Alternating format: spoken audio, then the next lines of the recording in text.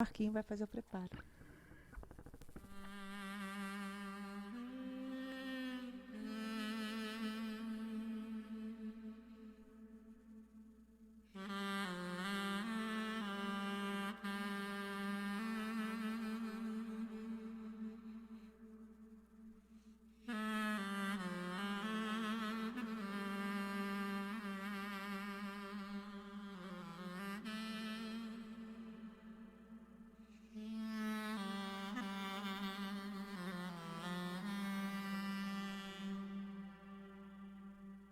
Bendita és tu, Virgem Maria,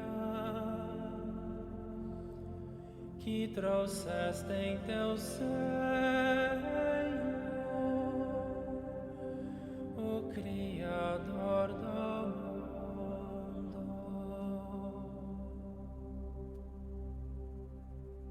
Bendita és tu, Virgem Maria, que trouxeste em teu seio o Criador do mundo.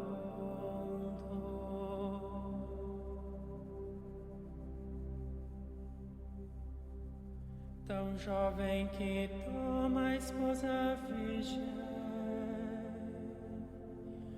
assim teu construtor vem desposa-te.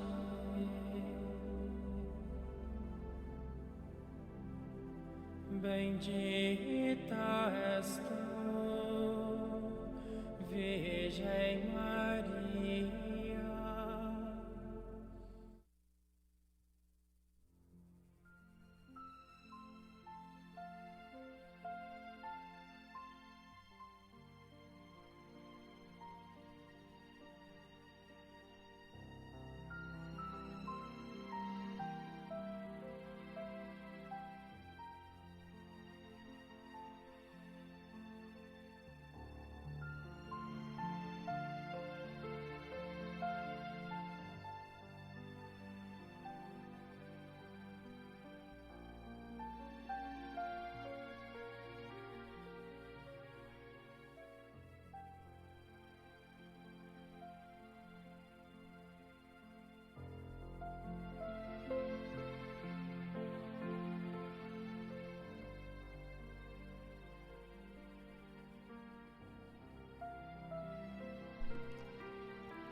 Já estamos no horário. Marquinho vai fazer o preparo da noite de hoje. Boa noite a todos. Nosso preparo é do livro Vida Feliz, psicografado por Divaldo Franco, pelo espírito Joana de Ângeles.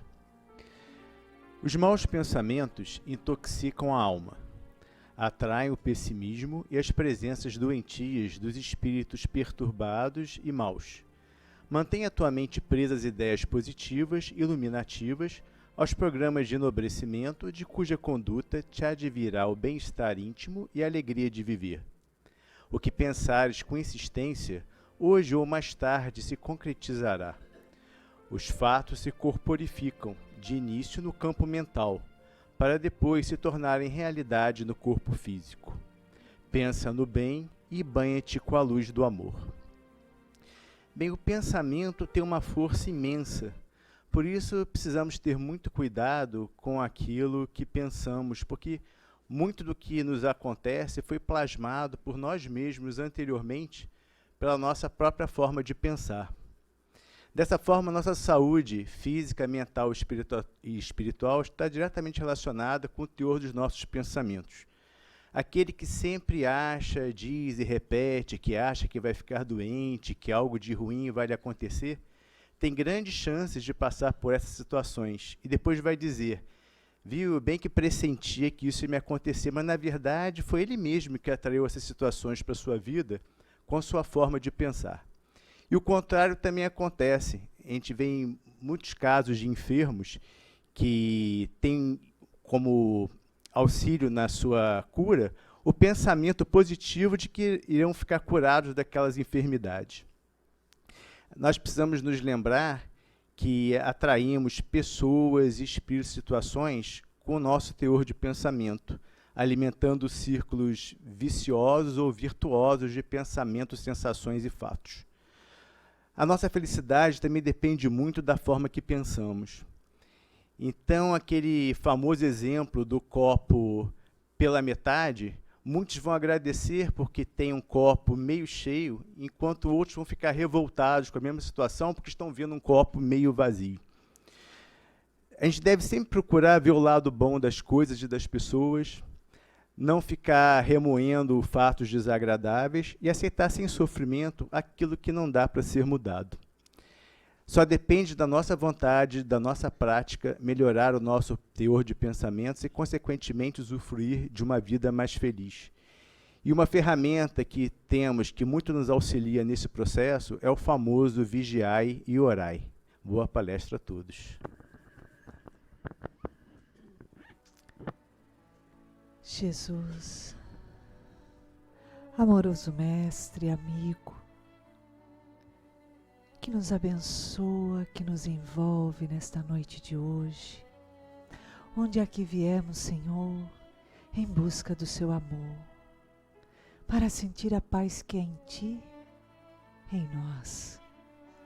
Pedimos a Ti, pedimos também a Joana de Ângeles, nossa amorosa mentora, que com a sua inspiração, o seu especial carinho, envolva a nossa amiga querida, Leila Brandão, nos estudos que ela preparou para a noite de hoje.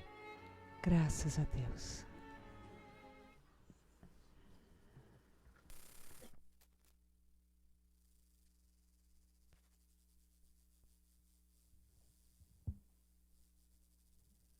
Boa noite, meus... Boa noite, ligou? Não? Sim. Boa noite, meus irmãos. Logo que adentramos aqui, sentimos a alegria do ambiente a nos envolver. Porque os espíritos do bem trazem alegria ao nosso coração. E é sobre isso que vamos falar na noite. Ui! É sobre isso que vamos falar na noite de hoje. Porque no capítulo 5 do Evangelho segundo o Espiritismo, Kardec traz, através dos espíritos amigos, tece várias considerações a respeito da morte, a morte prematura, a morte com sofrimento, a morte sem sofrimento. E tem uma frase que corriqueiramente a gente fala, se fosse um homem de bem, teria morrido. Porque a gente, quando vê um homem ótimo morrer, a gente fala, morreu porque é bom, vai lá para a dimensão espiritual, não precisaria ficar mais na Terra. E quando a gente vê tanta gente ruim, a gente pensa, por que esses não morrem? Né? Por que as crianças morrem tão cedo? Então, os espíritos tecem considerações a respeito do sentido da vida. Se nós não compreendermos a razão da vida, nós vamos sempre questionar a justiça divina. Porque a justiça de Deus é muito diferente da justiça como nós a compreendemos. Deus é nosso Pai. Todos nós fomos criados para o amor e a felicidade. Nenhum de nós foi criado para o sofrimento. É bom que a gente sempre repita isso. Somos filhos de Deus, filhos da luz. Joana de Ângeles diz assim, nós somos filhos de Deus, herdeiros de todo o universo. Não é possível que Deus iria criar o sofrimento para a nossa vida.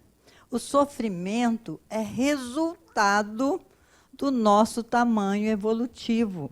Nós buscamos o sofrimento com as nossas escolhas. E quando a dor vem, vem para nos advertir que estamos precisando mudar alguma coisa em nós mesmos, mudar alguma coisa nas nossas escolhas.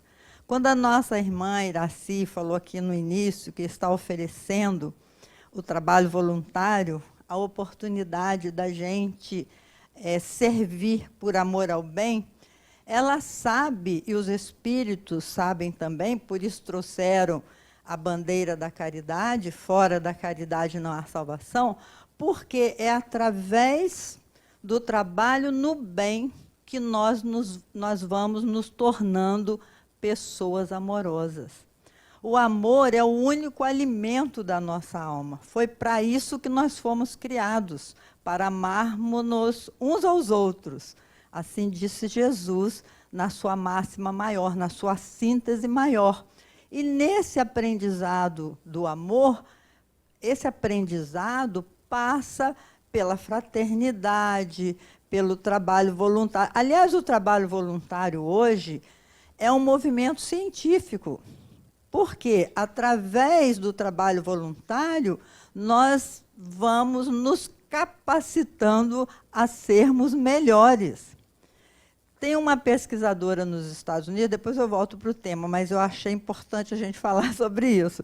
Tem uma pesquisadora americana, chamada doutora Dana Zohar, que ela pesquisou o ponto de Deus no cérebro. Ela chamou o ponto de Deus no cérebro, que é, através do eletroencefalograma, eles descobriram que as pessoas que fazem o bem por amor ao bem, tem um ponto luminoso diferente no cérebro.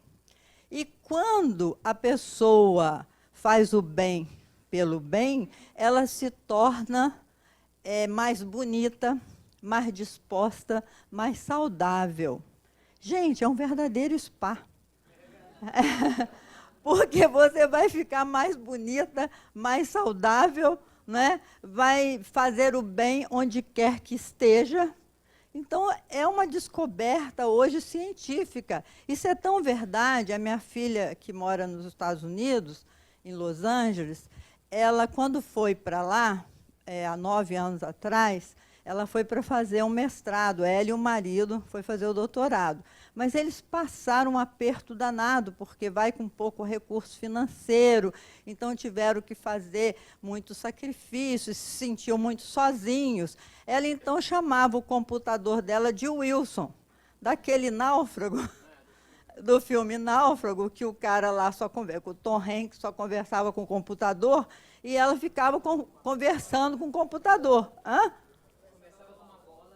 Com a bola, isso, com a bola, é verdade, com a bola da marca Wilson. É porque a minha filha chamava o computador dela de Wilson, que era a bola, né, que ela tinha lá nos Estados Unidos. Então eu disse para ela assim: minha filha, não adianta você ficar aí sofrendo sozinha. Se ofereça num trabalho voluntário em algum lugar. Procura aí o que estão precisando de advogada, que ela é advogada. E ela começou, então, a trabalhar numa ONG, foi lá, se ofereceu, começou a trabalhar numa ONG que defendia mulheres estrangeiras que casavam com americanos e se separavam. Porque nos Estados Unidos tem ONG de tudo, né? Ela começou a trabalhar nessa ONG. Mas eu estou contando esse detalhe porque quando ela foi realmente arrumar o seu emprego, que se capacitou para arrumar um emprego no escritório de advocacia, a primeira pergunta da entrevista que ela teve foi a pergunta: você presta algum serviço voluntário? Ou você já prestou algum serviço voluntário? Porque isso é um item importante lá nos Estados Unidos, porque eles já descobriram isso, que quando você faz o bem por amor ao bem, você se torna uma pessoa linda, os seus olhos refletem um brilho e uma bondade que você nem percebe o quanto você está se tornando uma pessoa especial, uma pessoa que faz a diferença. Então, Jesus, no Sermão do Monte, ele disse assim: não amealheis os tesouros que os ladrões roubam e as traças corroem. Amealheis os tesouros da alma. Porquanto, onde estiver o vosso tesouro, aí estará o vosso coração. Não vos inquieteis em perguntar: o que comerei, o que beberei, o que vestirei? Não vale mais o corpo do que as vestes? Não vale mais a alma do que o alimento? Olhai os pássaros dos céus, não abastecem celeiros, e, no entanto, o nosso Pai Celestial os alimenta. É um poema, meus irmãos. Olhai os lírios dos campos, não fiam, não centeiam, e nem Salomão, com toda a sua glória, se vestiu como um deles. Ora, se o nosso Pai Celestial veste com tamanha beleza as ervas que estão no campo e amanhã serão jogadas na fornalha, quem dera a vós que sois os seus filhos diletos. Buscai primeiramente o reino de Deus e a sua justiça, porque tudo mais lhe será dado por acréscimo. Falei esse texto só para dizer esse finalzinho de Jesus.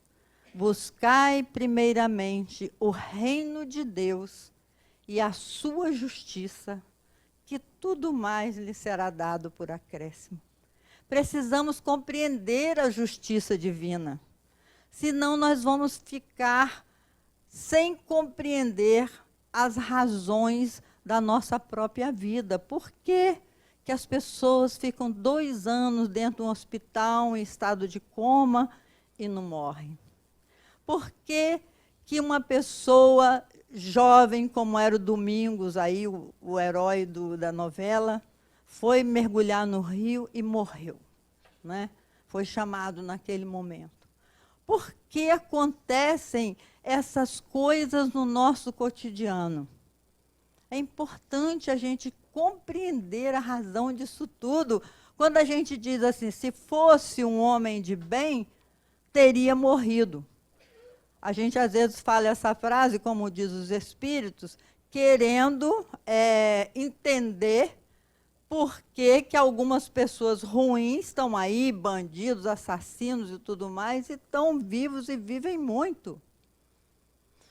Porque se fosse um homem de bem, teria morrido, a gente diz assim. Mas nós não entendemos a justiça divina para julgar dessa forma. Não sabemos quem é ou o que aquela criatura realizou ou deixou de realizar.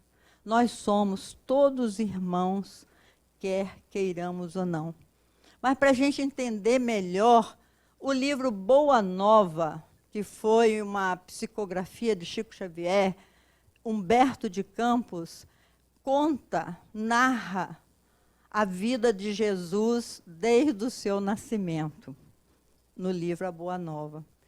E é tão lindo esse livro, meus irmãos, que logo de início, ele vai nos lembrando que Jesus é o modelo e o guia da humanidade.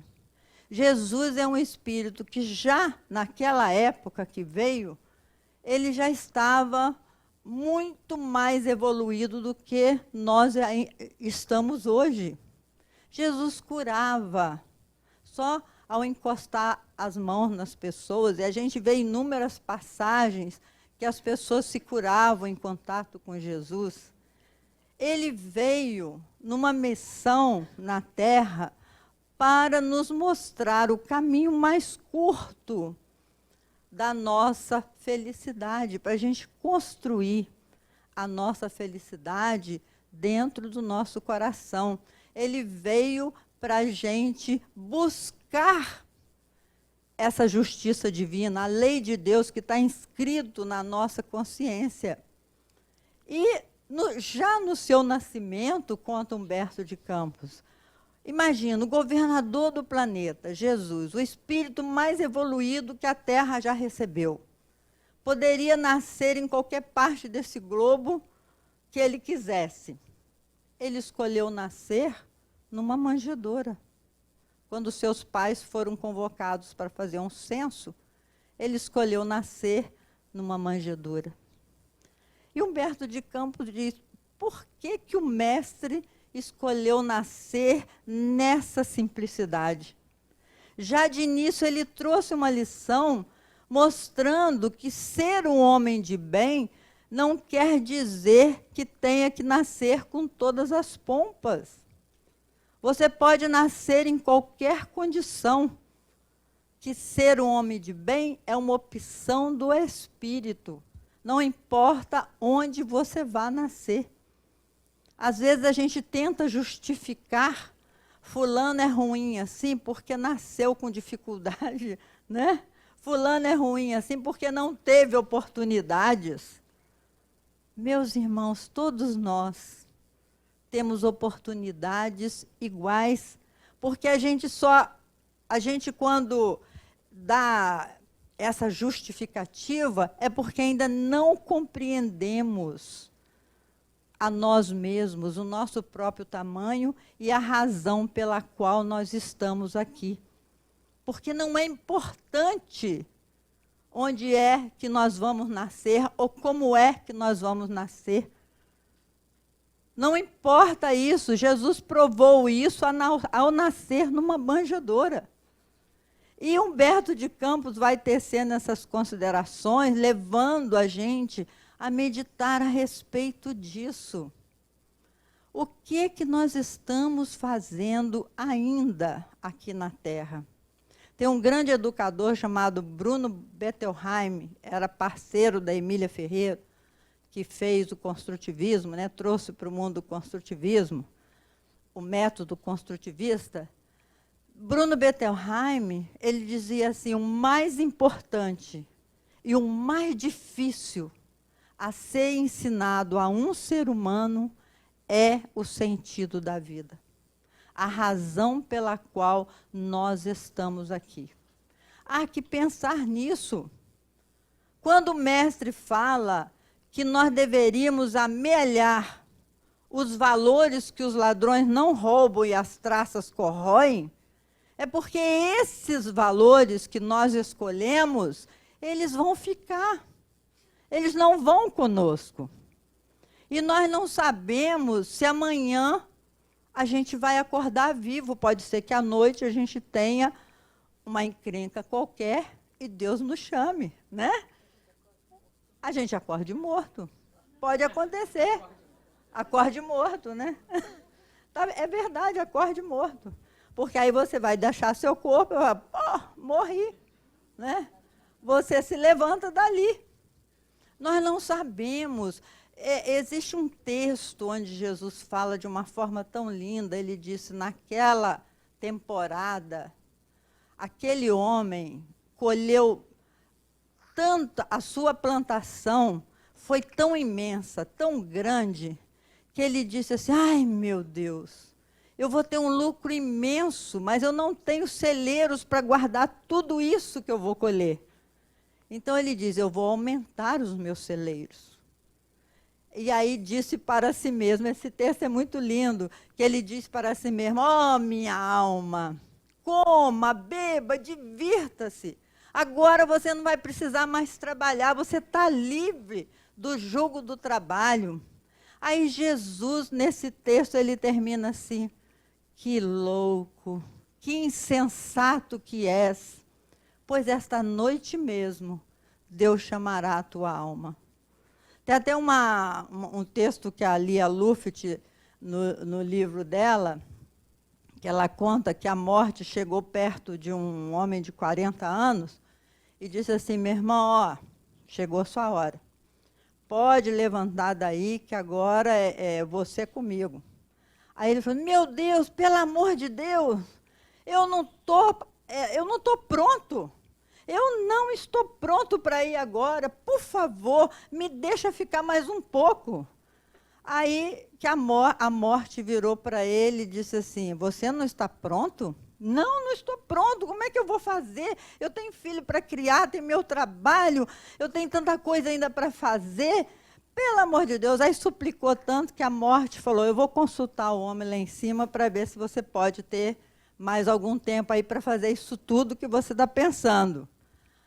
Aí foi, chegou lá, voltou com a resposta. Olha, Deus falou que você vai ficar, mas você tem que dar 3 razões pelas quais você quer ficar na terra, Sendo que não pode ser por conta dos filhos, porque os filhos, eles vão se virar muito bem sem você, talvez até melhor.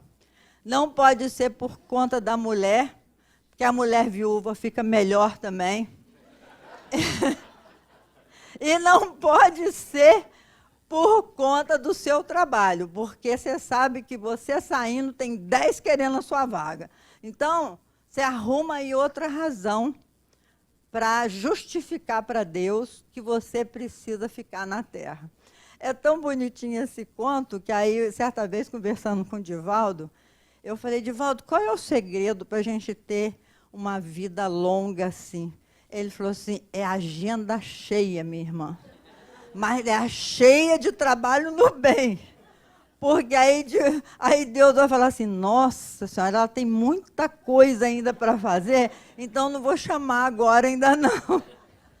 Porque a verdade é que a gente tem que compreender a razão da vida na Terra. Porque se a gente não compreender, nós vamos ficando amargurados, vamos ficando estressados, que aliás é a doença hoje. É o estresse e a depressão. A depressão tem alcançado o índice de 10% da população mundial. É muita gente em depressão. Por que que ocorre a depressão? É claro que tem aí um componente genético, que a mãe foi depressiva, os avós foram depressivos e tal, e tal, e tal. Mas esse componente genético pode ser vencido, meus irmãos. A depressão é uma doença grave que a gente não pode se permitir. Quando Jesus estava diante de Pilatos, Pilatos perguntou a Jesus, o que é a verdade? E Jesus se calou, porque ele disse, eu sou o caminho, a verdade e a vida, e ninguém vai ao Pai senão por mim. Mas Pilatos perguntou, o que é a verdade? Porque a minha verdade é diferente da sua. Os meus desejos são diferentes dos seus. O que é verdadeiro para mim, para o outro pode não ser. Então, o que é a verdade? Tem um grande psicólogo, é um italiano, Roberto Assagioli. Ele conta uma historinha para a gente entender a verdade, para a gente entender por que que as coisas são tão diferentes e ocorrem de maneiras tão diferentes. Ele conta que existia no deserto um poço que respondia a qualquer pergunta de qualquer pessoa que quisesse realmente abarcar o conhecimento. Então, as pessoas chegavam lá, perguntavam e o poço respondia. Um filósofo, sabendo disso, disse assim, eu vou querer saber o que é a verdade. Chegou lá na beirada do poço e perguntou, o que é a verdade? E aí o poço demorou um pouquinho para ver as intenções do perguntador e respondeu, vai na esquina do povoado mais próximo, para lá na esquina, e você vai ter um insight do que é a verdade. Você vai saber responder essa pergunta. E ele chegou lá na tal esquina, tinha um senhor virtuoso, um artista, tocando um violino às 4 estações de Vivaldi. Olha que coisa linda. E ele ficou extasiado. E aquele homem tinha uma maestria enorme com violino e estava tocando. Quando chegou no verão, que é a coisa mais linda que tem, ele começou a olhar ao redor. Aí ele percebeu numa esquina tinha uma madeireira, na outra esquina tinha uma loja vendendo metal, numa outra estava vendendo arame. Aí ele teve um insight. Ele disse, para esse homem estar tocando esse violino dessa forma, foi preciso que alguém pensasse nesse instrumento, que alguém desenhasse esse instrumento, que é feito de madeira, que tem metal, que tem arame. Foi preciso que este homem treinasse pelo menos 9 horas diárias para chegar a essa virtuosidade. Então, eureka. A verdade é uma síntese. Olha que coisa linda esse estudo. A verdade é uma síntese, não está aqui, não está acolá, está em todos nós. Cada um de nós tem uma fração da verdade, porque a verdade é Deus. Cada um de nós, filhos de Deus, traz a sua verdade, a sua trajetória evolutiva, as suas escolhas. Então, nós precisamos nos tornar homens. Quando fala homens, é homens e mulheres. Homens de bem. E o nosso modelo é Jesus. Então, voltando à Boa Nova, Humberto de Campos conta o nascimento de Jesus. Por que que ele escolheu nascer naquela simplicidade? E muitas pessoas perguntam onde ficou Jesus, onde estava Jesus dos 12 aos 30 anos, quando começou a sua missão crística. E Humberto de Campos, nesse livrinho, ele fala, ele mostra o diálogo de Maria com Isabel. Isabel era mãe de João Batista. Isabel era prima de Maria. Era irmã de Maria, aliás. Então, Jesus era primo de João Batista. E João Batista, a voz que clama no deserto, né? Eu sou a voz que clama no deserto dos corações. Ele veio preparar a chegada de Jesus. Era tudo planejado. E eles, tanto Maria quanto Isabel, que conversavam, observavam os meninos brincando, Jesus e João Batista, brincando os dois e conversando. Então, Isabel, segundo Humberto de Campos, contava para Maria, o meu filho, eu me preocupo com ele, porque ele só quer conversar com as pessoas doentes, ele fica dando assistência a todas as pessoas que sofrem. E Maria disse, Jesus também é assim. E Jesus ainda tem mais, os malfeitores é que ele vai procurar para conversar. E uma preocupação de mãe, né? Meu Deus, por que o meu filho é desse jeito, é diferente desse jeito? E, claro, que ela sabia que iria receber, porque ela foi avisada pelo arcanjo Gabriel, ela sabia que ela ia receber um ser daquela estatura espiritual.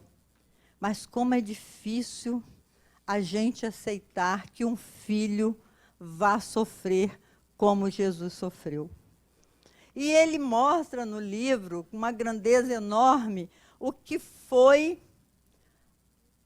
a ida de Jesus para o Calvário, claro. Mas antes do seu desencarne, Jesus reuniu os 12 apóstolos, os 12 discípulos, né? É muito lindo que ele vai procurando um a um até formar aquele mecenato. E no dia lá da grande ceia, é tão bonito isso também, que é relatado por um escritor, Juan Arias, escritor católico do Vaticano, que escreveu um livro, Jesus, esse grande desconhecido. Ele chama a Santa Ceia de uma poesia agrária. Porque Nazaré, que era a colônia em que Jesus morava, a cidadezinha pequena, tinha 500 e poucos habitantes. Imagina, é uma vila. Meu prédio é maior do que 500 habitantes, né? Então, era uma coisa pequena, singela. E Nazaré, ela se mantinha com o vinho e o pão, porque tinha muitas parreiras, produzia um bom vinho, e produzia o pão. E é muito interessante, porque Jesus sabia fazer um bom pão e um bom vinho, porque ele aprendera com seus pais. E Humberto de Campos diz que o mestre, ele não quis frequentar a escola lá do templo. Ele preferiu aprender tudo o que ele precisava com o seu pai, que era carpinteiro. Então, Jesus também era um bom carpinteiro. Tanto é assim que quando ele começou a pregar no templo, as pessoas diziam, mas não é o filho do carpinteiro? Não é aquele que é o filho do carpinteiro? Né? Como ele tem essa sabedoria toda se o pai dele não tem? Já dava para eles perceberem que existia ali um diferencial. É igual outro dia me mandaram, até meu marido mandou para mim, um menino de 3 anos tocando Beethoven. Ai, que frustração que eu fiquei. Ele me mandou só para me ver que eu fico lá no meu mi, ré, mi, si, ré, dó, rá, que é a polelise, né? Mi, ré, mi, si, ré, dó, lá, larará. Eu estudei 12 anos no conservatório e não saí ainda da polelise. Entendeu? Aí ele mandou para mim e falou assim, Leila, explica isso aí. Olha o menino de 3 anos com aqueles dedinhos assim, vocês viram, né? Coisa tão impressionante. Aí você fica pensando assim, que injustiça, meu Deus. Eu estou fazendo isso e não consigo tocar. Como que essa criança consegue? Não é impressionante isso? Meus irmãos, a gente tem que entender isso. Na lei de Deus não existe injustiça, não. Isso aí é porque essa criança aprendeu em alguma fase da sua existência. A vida tem noção de continuidade. O que a gente aprendeu, a gente volta para completar. Esse aí já está pronto. Pelo amor de Deus, com 3 anos tocando Beethoven, o menino já está pronto, né? Então, na Boa Nova, Humberto de Campos tece essas considerações. Jesus aprendeu, ficou ali se preparando psiquicamente para assumir a missão pela qual ele veio. Ele veio para ser o modelo e o guia da humanidade. Por isso ele disse, o maior no reino do meu Pai, quem quiser ser o maior no reino do meu Pai, seja o servidor de todos. Porque quer queiramos ou não, nós somos irmãos em humanidade. Estamos todos interligados. E ele foi muito claro quando nos disse, se uma só ovelha do meu rebanho se perder, eu paro todo o rebanho e vou atrás da ovelha desgarrada. Então, a gente vai ficar assim, nessa idas e vindas, né? Nesse prelúdio, Kardec fala prelúdio das idas e das vindas, vamos voltar muitas vezes à Terra, até que nós consigamos nos irmanar realmente, até que nós consigamos criar uma sociedade mais justa, uma sociedade de regeneração, onde os espíritos estarão regenerados. Humberto de Campos depois conta, porque é toda a trajetória do Cristo falado de uma forma muito meiga, como é o Humberto de Campos, escritor, né? Fala quando Jesus se despede da terra, ele que morou um tempão junto com Pedro, na casa de Pedro, ele foi abandonado por todos. Só foi assistido por João e Maria, que estavam ao pé de Jesus no momento que ele estava sendo crucificado. E aí Jesus disse para sua mãe, mãe, aí está o seu filho. Filho, aí está a sua mãe. Naquele momento, ele transfere para João a oportunidade de ainda conviver com a sua mãe, que daria continuidade ao seu messianato. É lindo demais, meus irmãos, a vida de Jesus. Por isso, nós temos em nossas mãos uma responsabilidade muito grande de estar vivendo um século tão lindo feito o nosso. Lindo porque são tantas conquistas que às vezes a gente se emociona, não é? Quando eu vejo assim, esse WhatsApp, esse Facebook, essas coisas que eu nem podia imaginar na minha vida, que algum dia eu poderia falar do telefone dentro de um carro. Eu nunca podia imaginar, eu sou do tempo daquele telefone preto, Que a gente falava assim, alô, aí falava alô, alô, alô. Ia por aí afora. E hoje nós temos tanta riqueza em nossas mãos, riqueza que nós, seres humanos, construímos, embora nós outros aqui não tenhamos feito nada, não é? Nós somos herdeiros disso tudo, herdeiros de figuras maravilhosas que estiveram na terra, construindo isso tudo para nós. Então, o rei Salomão, na sua sabedoria, 800 e tantos anos antes de Jesus, o rei Salomão, ele disse assim, se você quer ser feliz, você tem que saber 3 coisas importantes. A primeira coisa é que Deus é infinitamente justo e bom. Você não pode questionar a justiça divina, porque nós não temos competência nem conhecimento para entender a verdade que é Deus. Temos que crescer muito mais em espírito para compreender a justiça divina, mas temos que buscar compreender. Temos que cultivar um coração grato, é o segundo item da sabedoria do rei Salomão. Temos que agradecer tudo, porque não fizemos nada para usufruir de todas as benesses que a terra nos oferece. Temos que agradecer muito, meus irmãos. Como é bonita a natureza, e a gente dê pedra, né? E a gente achincalha, mas nós recebemos de graça. Como é bonito o conhecimento, o acesso que nós temos hoje ao conhecimento. É uma coisa, o santo Google, eu falei, é um santo Google. Tudo que você quer, você pergunta, e vem a resposta. Você não tem que ir para as bibliotecas, ficar pendurado nos livros, aqueles livros daquela grossura. Lembra daquelas enciclopédias? Enciclopédia Barça? A enciclopédia Barça, quem tinha era muito rico, porque eram 20 e tantos volumes, você pagava a perder de vista, fazia um financiamento a perder de vista. Não é? Hoje, você entra no Google, gente, lá tem tudo, você pergunta tudo, sabe tudo, Google, a Wikipédia, não sei o quê. Então, quem fez isso para nós? Não é? Emmanuel tem uma questão que ele fala no livro Roteiro, eu sempre repito também essa página do Emmanuel, que ele diz assim, onde estávamos nós quando os grandes gênios escreviam a história da humanidade? Olha que pergunta interessante. O que nós fazíamos, não é?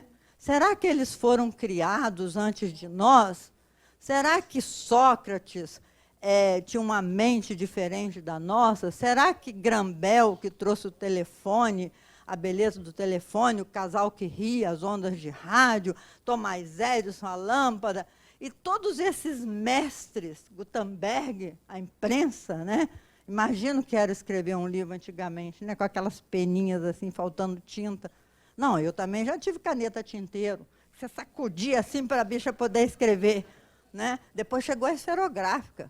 Uma maravilha. Gente, eu sou do tempo do esferográfico. Deixa para lá. Enfim, onde estávamos nós? Pergunta Emmanuel.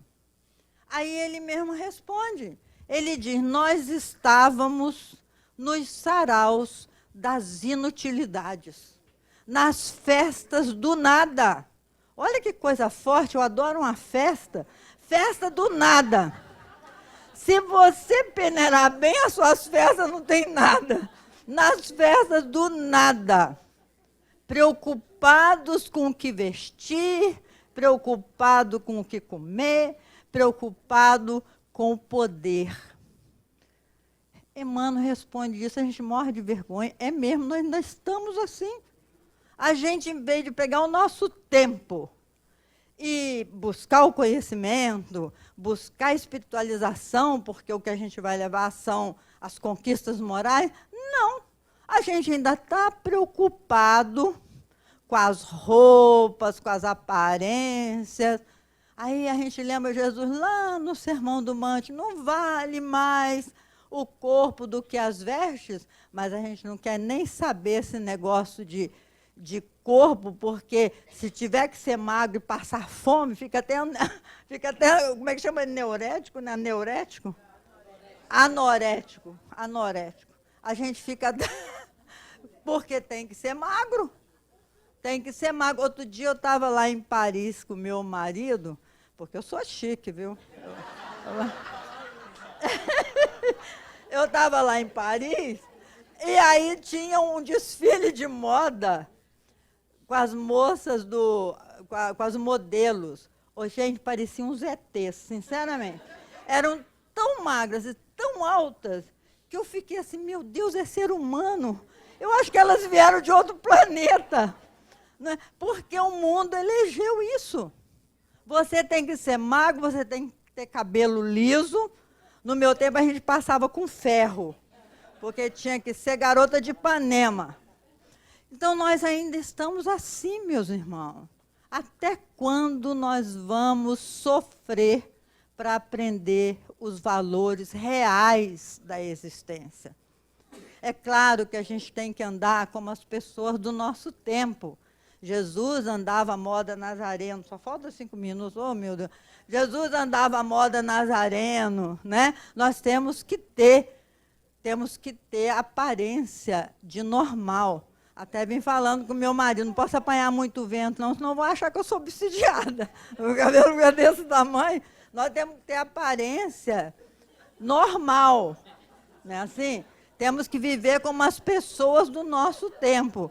Mas a gente não pode exagerar. Tem uma amiga minha, não é brincadeira, ela tem 120 pares de sapato da Schutz. Schutz o negócio? Schutz. 120 pares de sapato. Eu digo, mas minha irmã, não vai dar tempo de você usar isso tudo.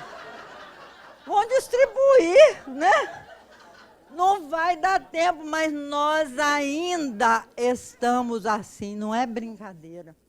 Se cada um fosse autoanalisar, vai perceber o quanto nós temos que trabalhar em nós mesmos para sermos alegres de verdade, felizes de verdade, compreendendo o que nós estamos fazendo aqui. Estamos aqui para progredir, meus irmãos, para sermos felizes. Mas como ainda não temos muitas conquistas, é trabalhar no bem. Esse é o caminho mais curto para a nossa redenção. Por isso os Espíritos hastearam a bandeira, fora da caridade não há salvação. E é verdade.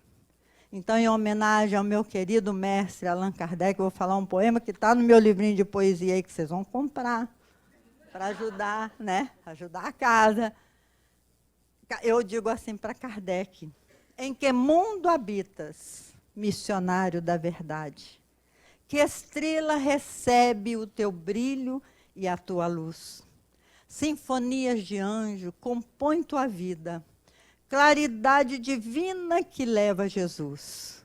Nossa casa mental se estende, se expande, num grito de amor em tua direção. Outrora cansados de vidas vazias, filhos da ilusão, irmãos da fantasia, hoje temos paz em nosso coração. Ah, como te buscávamos, amoroso guia, cheio de ansiedade, de dor, de solidão, e vagarosamente, com a tua lógica e carinho, mostraste-nos que o homem nunca está sozinho e que vale a pena estendermos nossas mãos. Receba hoje, Kardec, irmão querido, todos sonhos e vitórias conquistadas, toda mão estendida ao companheiro, toda dor compreendida na jornada. Receba a nossa alma transformada e o pequenino serviço que prestamos, o ideal que hoje embalamos de divulgar-te na nossa caminhada. Sou tão grata a Allan Kardec, meus irmãos. A última vez que eu estive em Paris, que eu já falei que eu sou chique, que eu fui lá no túmulo de Allan Kardec, depois fui lá no Palais Royal, meu marido com paciência, me acompanhando, para conhecer a história de Kardec, o lugar que ele tinha pisado.